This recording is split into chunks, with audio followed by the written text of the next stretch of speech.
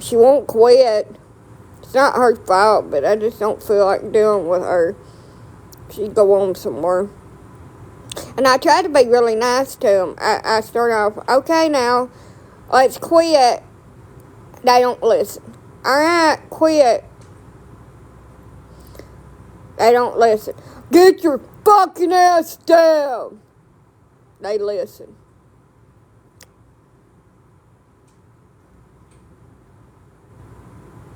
My cooter feels like I had a shit out a 16-pound baby yesterday.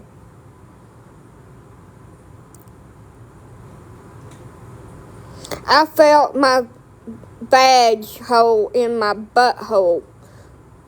That's how far they stretched it.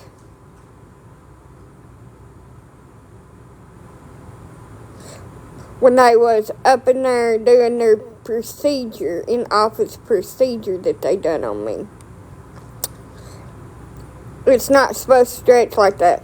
But the swellings went down a pretty good bit, so at least it's not swelled together anymore. I'm so sore, like, in my abdomen, up and around my back and stuff, and on my hips and stuff, and I'm just, like, sore and crampy.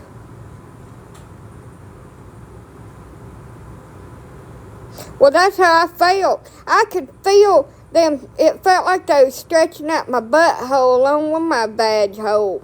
I was stretching the shit out of it, too. They was pulling it up as far as they could get it. Examining it. It ain't supposed to stretch like that. And she's like, let me know if it's pinching you, the speculum. And I was like, hey, it's pinching me. She didn't care. She just continued to do it. And they don't use lube when they do that, the biopsy, because it'll mess up the biopsy. So it was just dryly stabbed up in me. And it felt like they put a car jack up in there and was cranking it up. A little bit of pressure. A little bit of pressure. And guys freak out because they had to do a prostate exam on them. If they put a freaking speculum in your butthole and looked at your prostates like that, you wouldn't survive it. When she kept on saying, are you okay? No, I'm not okay. There's 4 people in here with microscopes and a big old damn microscope machine down there with my hoo-ha all up in the air and cracking jokes about it and scraping it and cutting pieces of it off. No, I'm not okay. I'm far from it.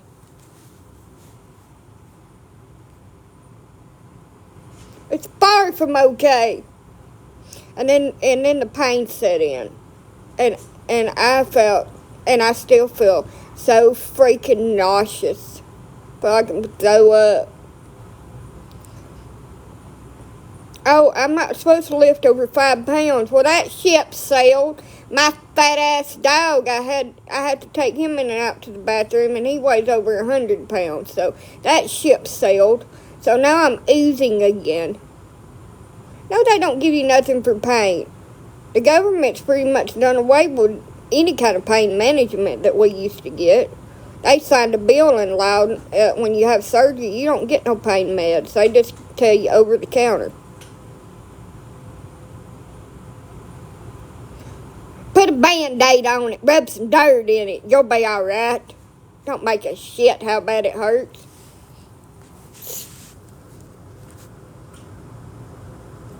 You go home and take something you're allergic to. They'll tell you go home and take some fucking ibuprofen. And it clearly says on my chart that I'm allergic to it.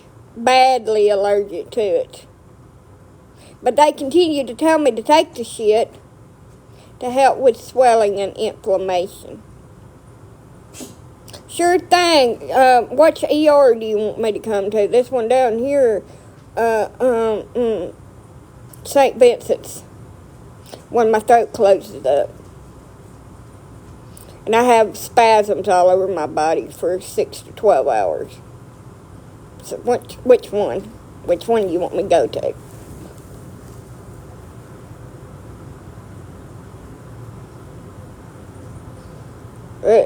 I'm very, very freaking painful and just eel like a sword-tailed cat on a porch lined with damn rocking chairs.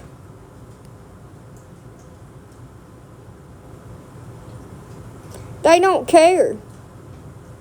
UAB tries to listen to you a little bit more, but their hands are pretty much tied on the pain thing. If you find a really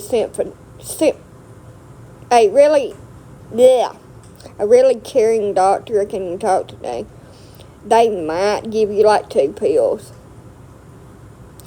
But they're really barbaric about female anatomy and medical procedures to the female anatomy body. They're really barbaric about it, and they just don't give a shit. We'll take it. We'll tough it out. They don't care. Now, if it was a man, he'd be sedated and gave a whole script. It's a double standards. Because they can't handle pain. And that's what my doctor was joking about, that men couldn't handle pain. But it's expected of women.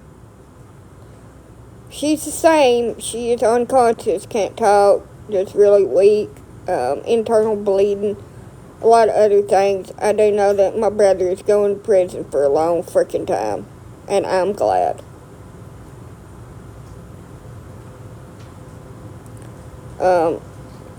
I don't know anything about my test results. I do know that my hemoglobin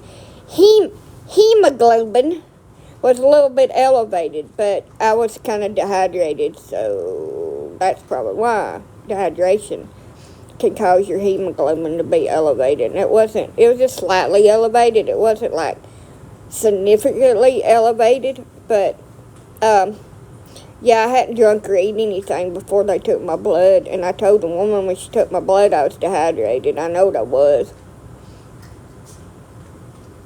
So I'm drinking sweet tea, and I don't have like flavor packets go in my water, so I won't be drinking no water. I'll try to drink some, but I feel like I just want to go hibernate. So my brother locked my aunt inside of a little room and left her for over 2 months without any food, water, power, or a phone. He alienated her from her entire family, took her phone away, stole her money. And my aunt weighed 67 pounds when she was found. She'd had a heart attack. She's anemic. She got internal bleeding. She is in rough shape. She's not going to make it. She can't talk. She's just unconscious. Most of her hair had fell out. My uncle said she's as skinny as I am. Well, I know she's not as skinny as I am because my ass is fat. I'm the fattest I've ever been. He said that her arms, let me show you my arms. And I got blood draws yesterday. I am not a smug addict, so don't be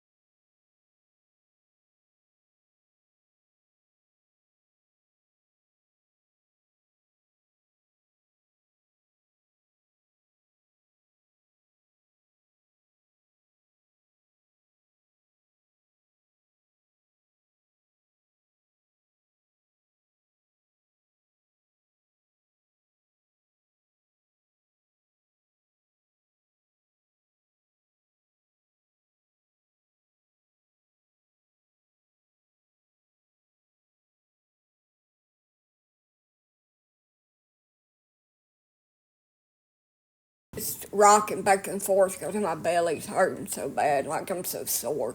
I feel like somebody beat me with a stick in the stomach. So, he keeps on lying about where he's at. He told his ex-wife that he is with a woman named Tammy, either in the Birmingham or Tuscaloosa area, and that she was best friends with my mom, which is a freaking lie. I don't know no damn Tammy. Never even heard of a Tammy.